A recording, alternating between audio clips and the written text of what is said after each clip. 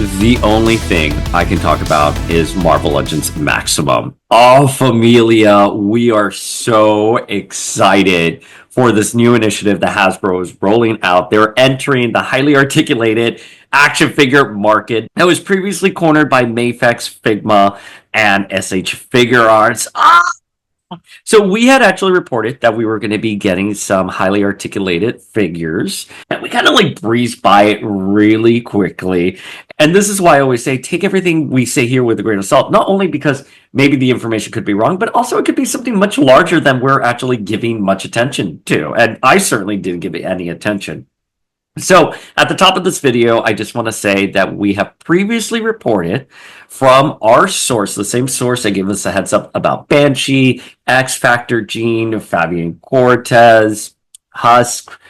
They had also said, in addition to Spider-Man, we are going to get a very highly articulated movie Deadpool figure. So will that be the next one that comes out after Spider-Man? We're going to have to wait until Toy Fair in May. Dwight, Dan, and Ryan said that we'll have more information on the figure. It's going to be at Toy Fair, like people can come and play with it if they're attending the show, but that we'll get more information regarding it. Oh, it's so excited. And the reason for this episode is, one, we want to speculate who we could be seeing next, and I wanted to put that at the top of the video for everyone who was just tuning into that.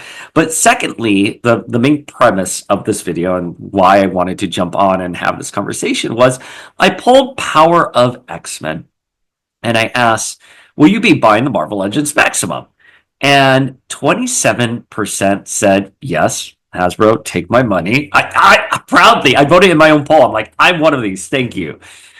28% said, nope, not for me, which is fair. This is a very specific market. Here's the most interesting. 45% said it depends on the price. And the big question mark is price. How much is it going to be? Because it seems that people will tap in on this if the pricing is really good. So as of now, we really don't know how much we can expect this figure to be, but we can take a little bit of a guess here, right?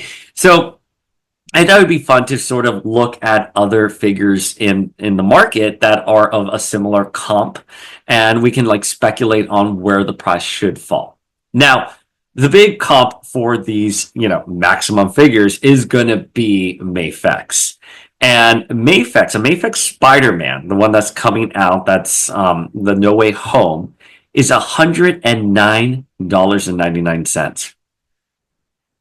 Rogue is $104.99, so $5 cheaper. And Jubilee is $109.99. However, the most expensive Mafex is Nate Gray.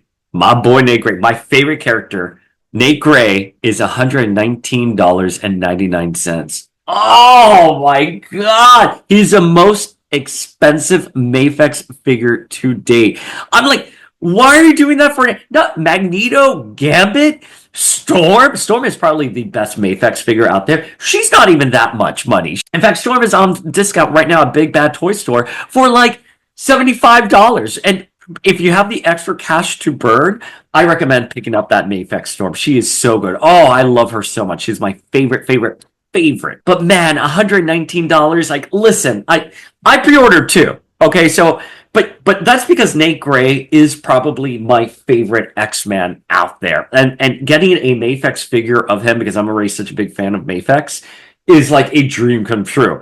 But I do not expect anyone else to pay $119 for it. $119 plus tax plus shipping, especially since he'll probably be on sale. Now, there are a lot of factors as to why we're seeing this price variation within Mafex, and we're going to get into that. But I also wanted to point out for SH Figure Arts, which I also collect SH Figure Arts. I've collected their Sailor Moon figures. Their Spider-Punk that they have is $89.99, and their No Way Home is $84.99. I believe for Sailor Moon, they're at the Tamashii Nation store in Times Square. You can get an exclusive SH Figure Arts Sailor Moon, and she's about $45. No frills, just like a little black box with the figure and her moon wand. So That's sort of the price range you're seeing there for SH Figure Arts. And Figmas, I love Figmas. And I have the Skyward Sword Link, right? I've been collecting it for like 10 years. I've been collecting Figmas for like about 10 years. Magic Knight Ray Ertz as well, and they're really expensive, but they're more modern figures. They do have a Tears of the Kingdom Legend of Zelda Link coming, and he's $149. But we also have some other figures in the Figma lines that are $71. Oh, okay. I don't think we're going to be getting maximums for this amount of money. I would be surprised if maximums are within the $71 to $119. For me, why even bother? Like, no, everyone's going to riot. You know, we know price is very important to Marvel Legends collectors, cite the Engine of Vengeance, but I don't. I find that extremely unlikely. One, Mafex, SH Figure Arts, and Figmas, they're very limited production runs, and they are very highly articulate. They are very specialty design, and they're actually imported from Japan. So, and sorry, take a sip of my chai here. And what's really important to note with the price discrepancies here is that a character like Nate, he's this expensive because he comes with a shit ton of more accessories, like power effects, 3 heads, right? And some of the lower price Mafex or Figma figures don't come with a lot. Like Link is $149 because Link is coming with a buttload of accessories and different poses that you can put him into. So it is also really contingent on how much they're giving you for these figures. That being said, though, the Mafex Phoenix that we got earlier, I was going to say earlier this year, last year, I mean, she was still on par with Rogue, and she didn't come with anything. No Phoenix effects or nothing. It was just some alternate hands and heads. That's it. So it's really curious.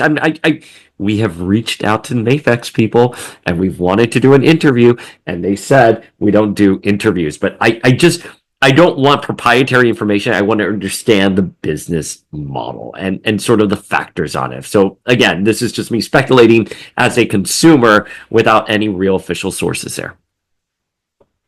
That's why you see a larger price tag for these figures. I don't know what the run is for maximums. I don't know if Hasbro's just going to do like a limited run, and maybe that's why it'll be a little bit more expensive, or maybe they're actually going to be doing, maybe they're going to actually do it a little bit more mainstream, and so the cost will be a little further down.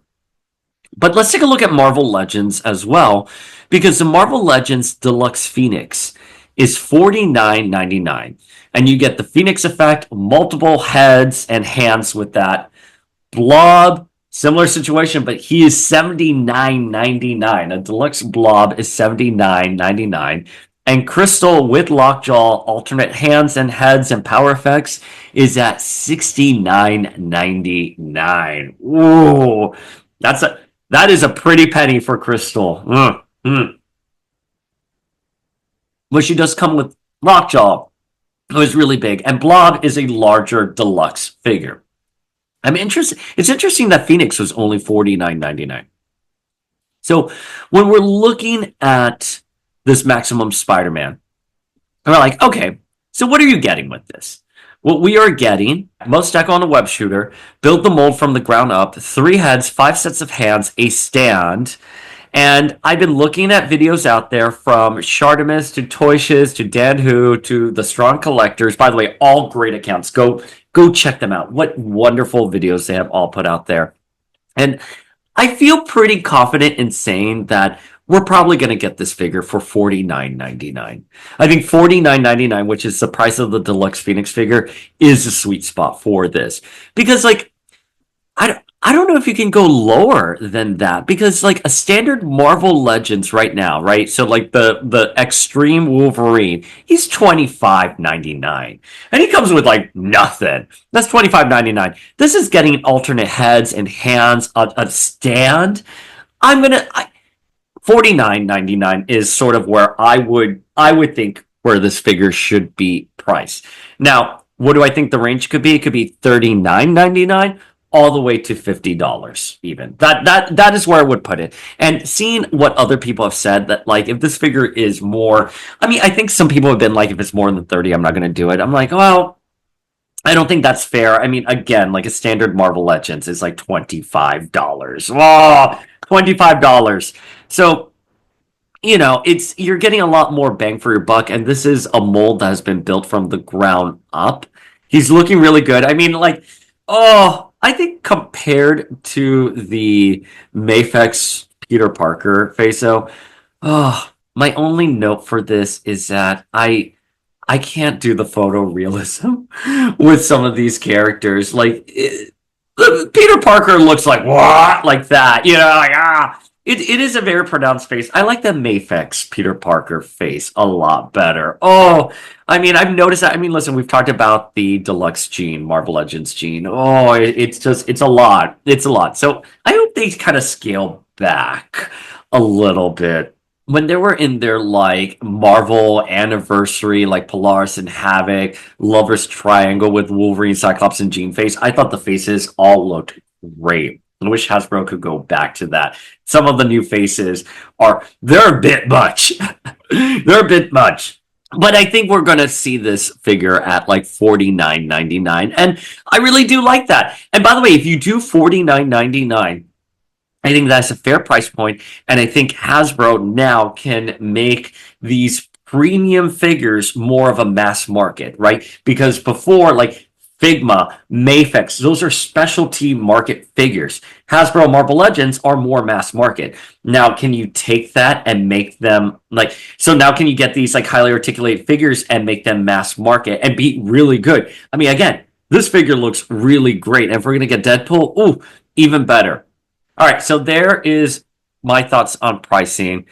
Are we going to be seeing waves of these, or are they going to be singles? Like, are they going to number them like in the way that like Mafex does, or are we going to release them with some kind of theme, like you know, SH Figure Arts with Sailor Moon? You're like team building, right?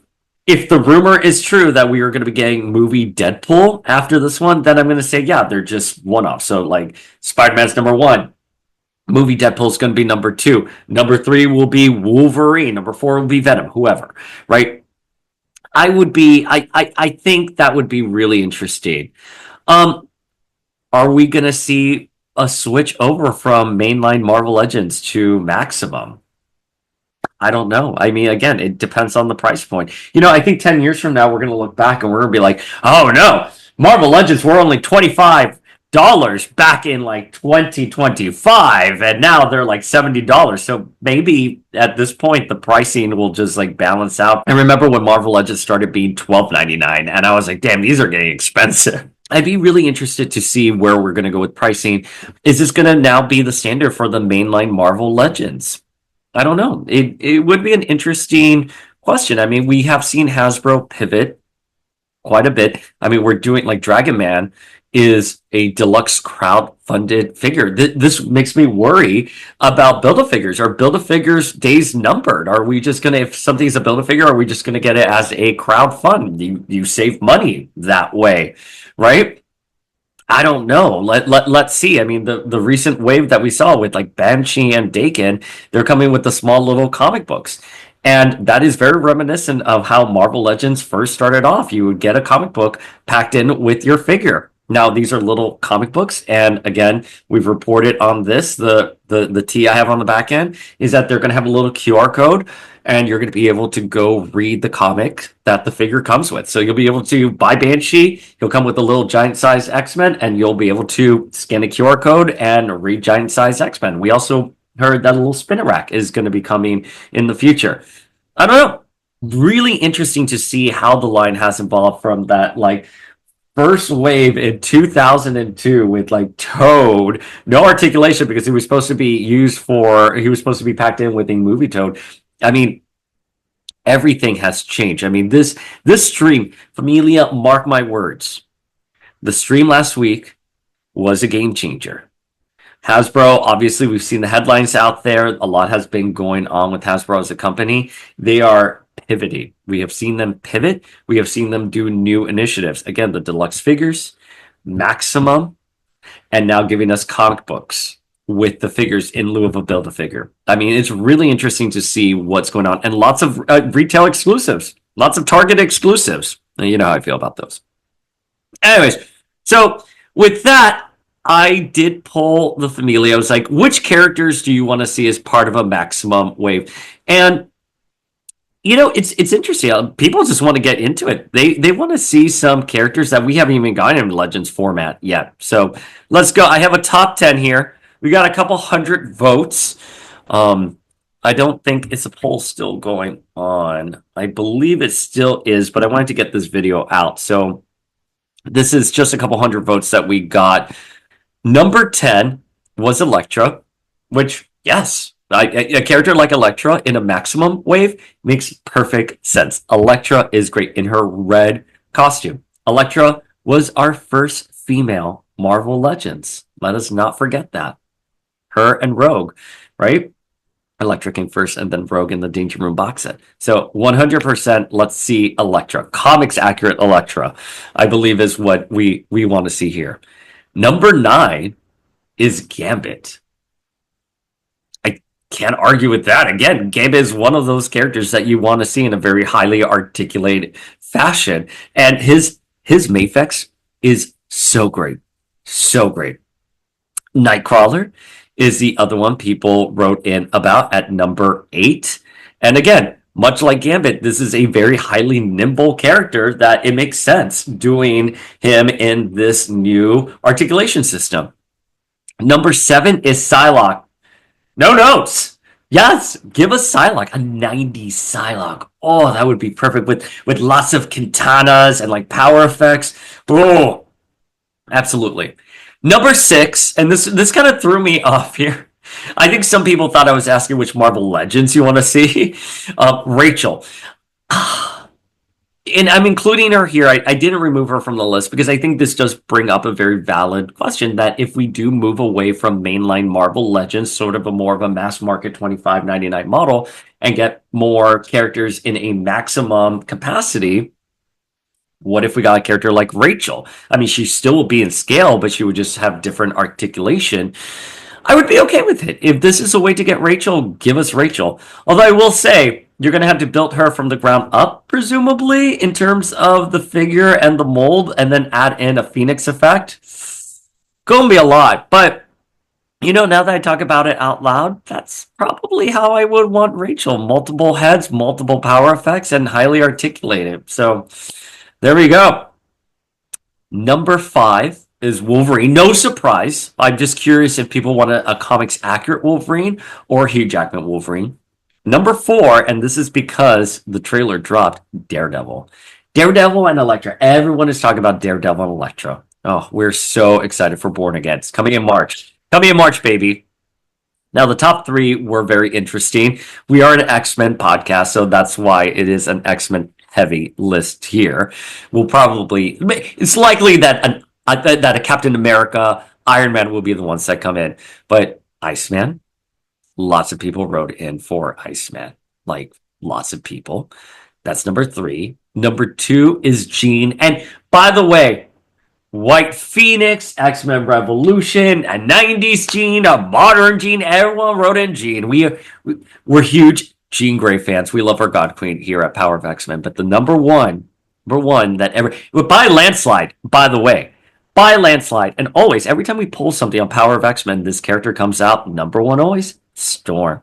People want to see a Storm. And let me tell you, the Mafex Storm is beautiful, and I think Hasbro can do something even more special. All right, Familia, let's have a conversation as a community. You can slide into my DMs at Power of X-Men, or you can leave a comment on this video in the comment section. But here are a couple questions for you.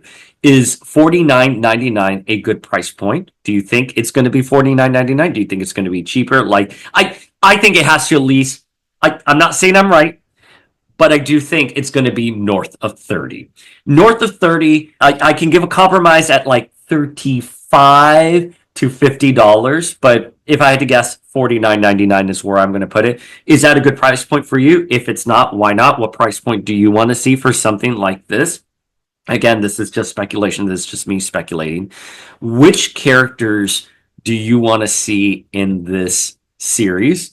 Do you think that mainline Marvel Legends are going to go away? Lots to discuss. All right, Familia, we'll see you later.